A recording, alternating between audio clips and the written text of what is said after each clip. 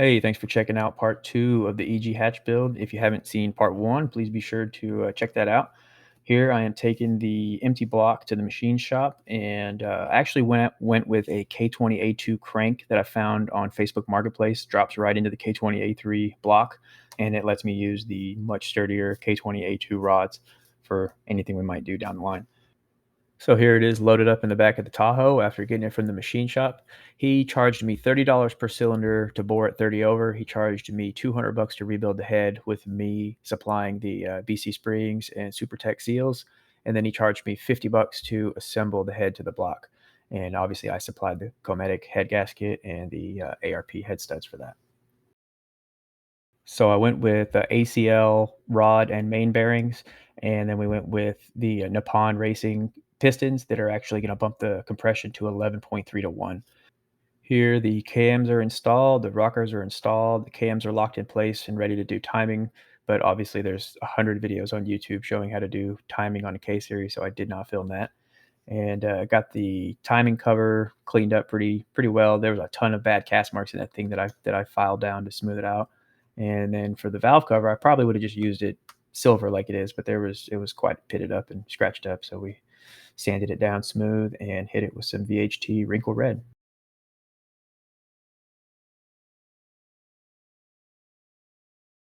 I gave it three rather thick coats, and it turned out really well. Obviously, with the valve cover looking this good, we couldn't leave the oil pan looking corroded like it was. Unfortunately, I did run out of VHT wrinkle black while doing it, and the sides, as you can see in a few spots, they didn't wrinkle out too well. But all brand new hardware, nice Honda Bond sealant holding it on, so the oil pan was ready to go. New Felpro gasket on the water pump housing. For the thermostat, instead of OEM, I actually went with a Mishimoto slightly low. I think it was a 185-degree thermostat. It was literally $5 more than the OEM thermostat, so we went Mishimoto. I reused the OEM belt tensioner. I just repacked the bearing on that pulley with some fresh grease and cleaned it up really well. I couldn't see a need to upgrade that. The starter did need a little bit of love. It was kind of corroded, and since it was going to be on this beautiful motor, we had to hit it with some wrinkle black. Here, the brand new Four Seasons AC compressor is installed, and for anyone wondering, it's a 64.5-inch belt if you're dropping power steering and adding or keeping air conditioning. And here is the aftermarket intake that I probably should have left in the trash. That was my little trash box at the time. I ended up getting it for free because it had a few issues with it when it showed up. It was an eBay purchase, and the seller never responded. eBay gave me a full refund. So I cleaned up all the casting to the best of my ability, and then I went ahead and clipped it like you do because that's made for, I think, the K20Z1 or something like that.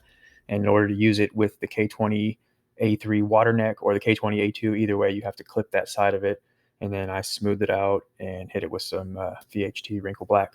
You can kind of see it in the background here where I was showing the motor mounts that I sprayed flat black, but you'll get a better look at it once it's in the car. Went with all new axle seals, new shift fork boot, and then obviously we had to go ahead and show a little bit of love to the transmission case, which I probably wouldn't have even done if that shift weight hadn't got rusted in the accident after the battery exploded. After hitting it with the VHT silver, it looked good. It was a little too silver to my liking. It's very noticeable when it's bolted up to the engine, but it does look better.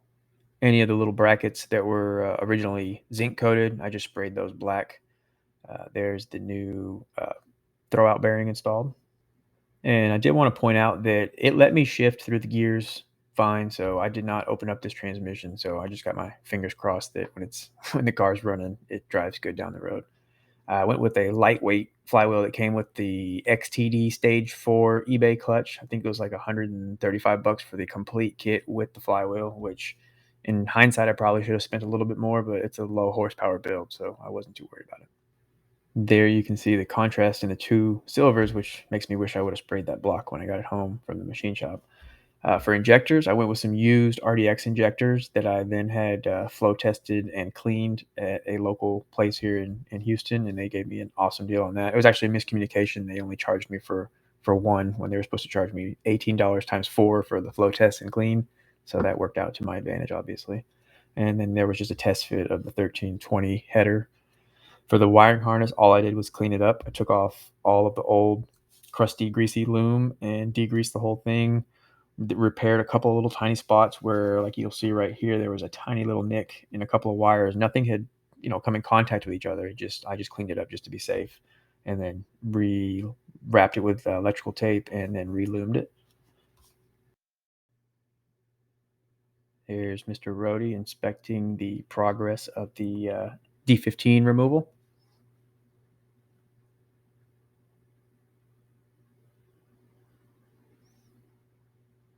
Took me a total of about, I don't know, 2 hours to get the motor out, start to finish, from draining the coolant to setting it on the stand. Maybe 2 hours.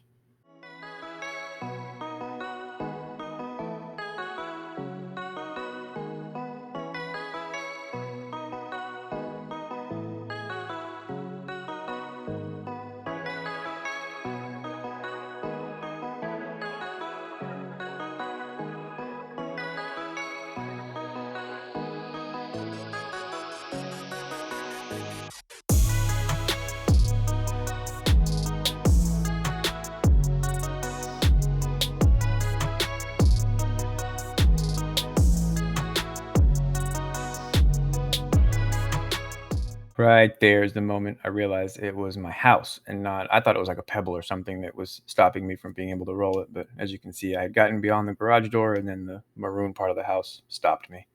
So moving on. Now with the engine sitting next to the K series, it was time to clean this disgusting engine bay. I definitely won't bore you with the footage of that whole process, but it took about 3 to 4 hours and I think 3 cans of gum out heavy duty degreaser. This was about maybe 75% done, and as you can see, it looked a whole lot better. So this passenger side engine mount is the only one you have to remove. It has, I believe, 10 or 12 spot welds holding it on. Pretty easy to drill it out. And then, of course, you're left with the raw metal behind it. So I went with eBay Touch Up Express was the brand. It was only like 30 bucks for the can. Comes pre-made to your house. Worked really well. The color was definitely a little bit darker than the Firewall, as you can see, but it's when you have it when it's completely reassembled, there's no way you'll see the difference between that and the Firewall.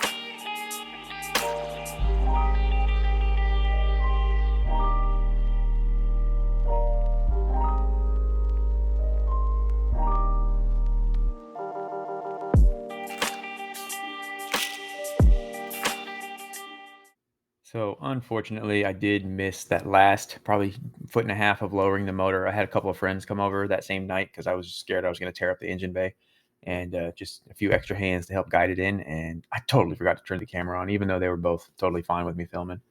And then here it is for the first time, seeing that beautiful K series in the EG hatch. That was quite exciting for me. And to me, it looked like it was not going to clear. It looked like the valve cover was going to hit the hood, so I had to give it a little test close.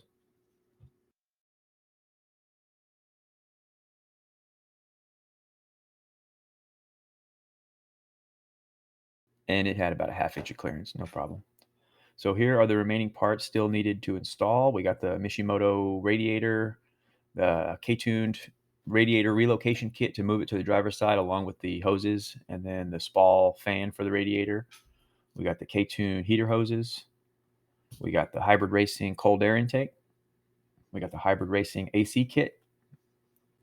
You got to use the 96 to 2000 condenser, the Spall fan for the AC. I don't know if I'll be using that Momo or not in the hatch.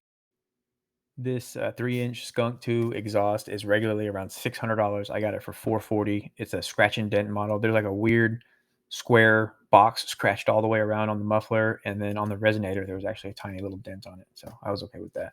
We got the hybrid racing no cut shifter because I really want it to look stock on the inside. Other than you're going to see the K-tune shift knob, but that's okay.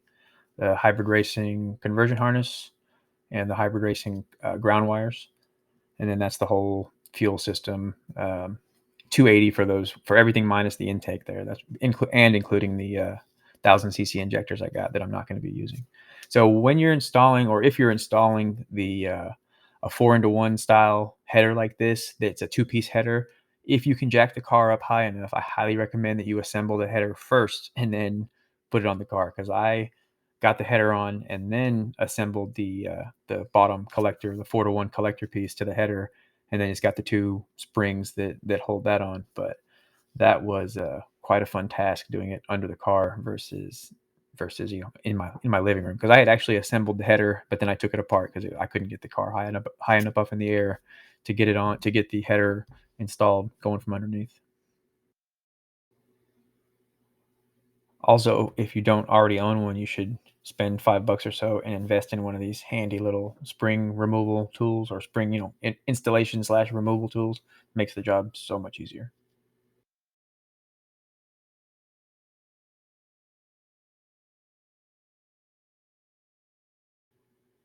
So as much as I wanted to have it running in this video, in the second video, it's just not going to happen. I'm waiting on stuff like my shift cables and bracket, and fittings for the fuel system, my throttle cable, a couple of gaskets like the IACV gasket, and I just ordered some Royal Purple Synchromax transmission fluid today. So with that being said, I'm quite sure it's going to be running in the next video. So be sure, if you haven't already, subscribe. If you can, drop a like, maybe share it with somebody. And I really want to thank everyone for watching the first. If you watched the first one, I mean, it already has a lot more views than I ever expected it would have. So hopefully this second video blows that one away. And let's wrap this video with a Supra chasing a McLaren at the last car show I was at. It was pretty fun to watch. Thank y'all so much for watching. Take care.